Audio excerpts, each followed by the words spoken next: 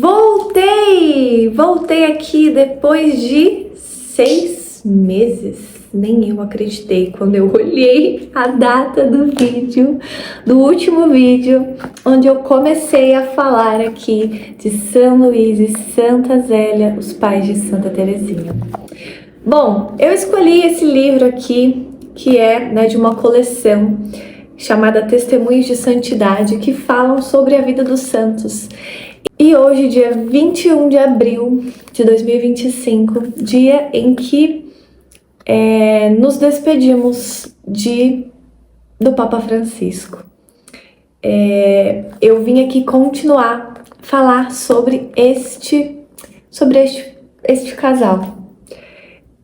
E por que, falei aqui também do Papa Francisco? Porque estes aqui foram santos canonizados durante o papado de Francisco, assim como muitos outros santos que estão aí para nos lembrar de que é possível buscarmos essa santidade na nossa vida comum. Tão poucos casais santos nós temos canonizados, Casais santos devem existir muitos por aí, mas canonizados, porque a ideia de existirem os santos na igreja é exatamente isso, de nos lembrar de que uma vida de santidade vale a pena, de nos lembrar do principal, que é a nossa santificação, e nos lembrar de Nosso Senhor.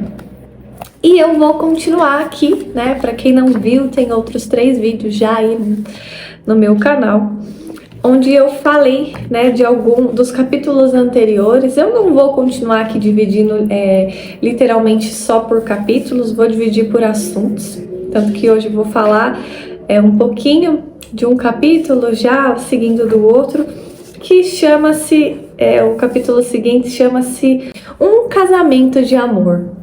Então, aqui agora, nossa autora Eline Mongean, acho que é a pronúncia correta, da autora deste livro, ela vem falar de como aconteceu esse casamento, que na época era normal existirem casamentos noturnos, era uma tradição local. Então, imagina-se que pela forma com que falava do casal, que eles talvez até quisessem um outro tipo de casamento, um casamento de dia, um casamento maior. Mas eles optaram por um casamento tradicional, trazendo aqui para nós aquilo que é o essencial, o sacramento.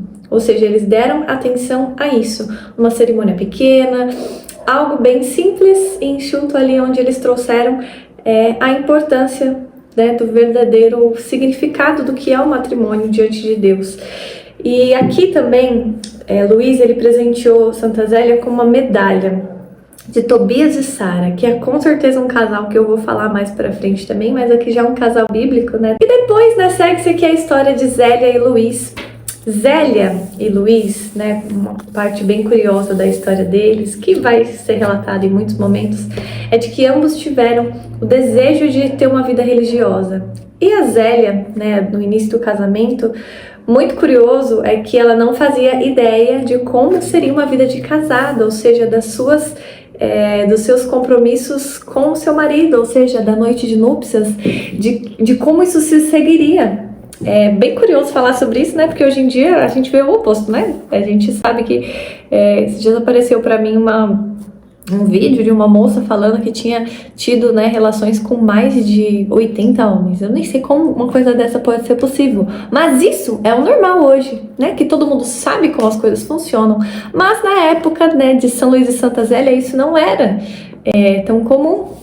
Não, na verdade não era nada comum. O que era mais comum era que muitas mulheres se casassem sem ter a menor noção do que um homem e uma mulher fariam ali em 4 paredes.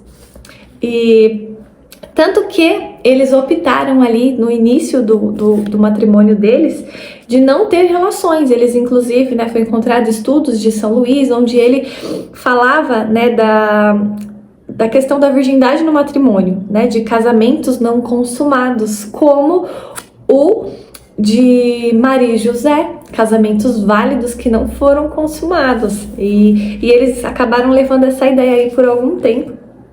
Porém, no decorrer aí dos anos, eles perceberam que esse não era o caminho para eles, né? Que eles desejavam sim ali ter uma família e se santificar dentro dessa família, né? Depois que eles conversaram ali com um confessor, né? Eles entenderam que não era por esse caminho que eles deveriam seguir, né? E ingressaram aí sim numa vida matrimonial normal, né? Que era, né, de ter relações e para terem filhos, claro, tiveram muitos filhos depois, né?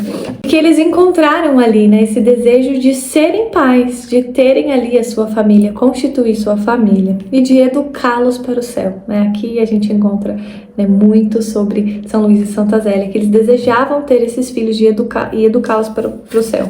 E depois, né, a autora vai trazer aqui detalhes, assim, que fazem com que a gente olhe para a humanidade mesmo desse casal.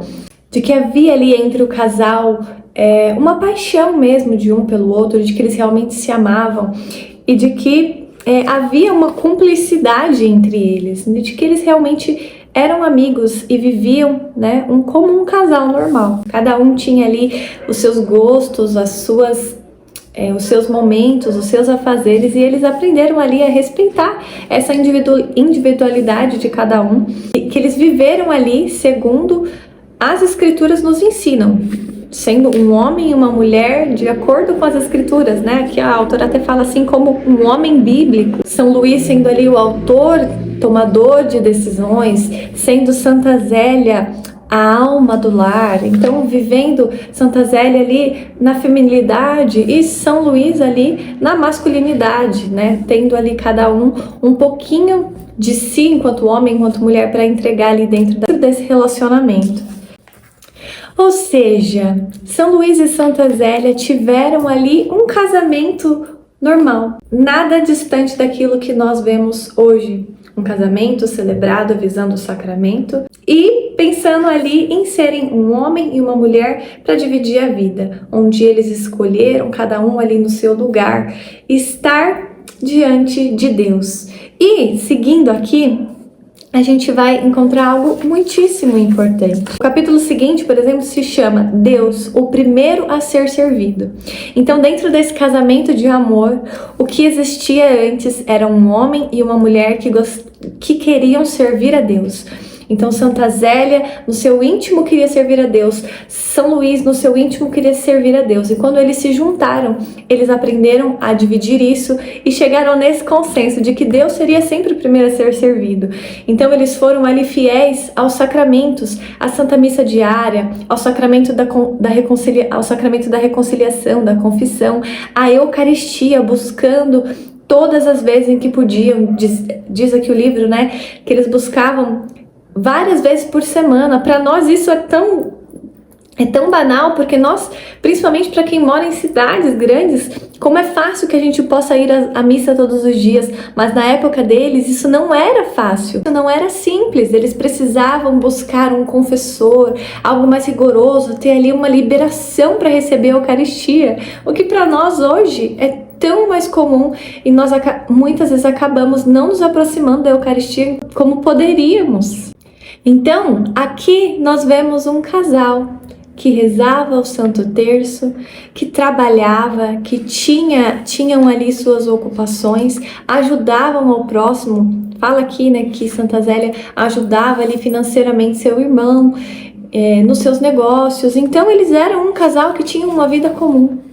Então, hoje, né, nesses 2 capítulos aqui desse livro, cabe a nós, principalmente nesse dia, nos lembrar que a santidade está ao alcance de todos nós.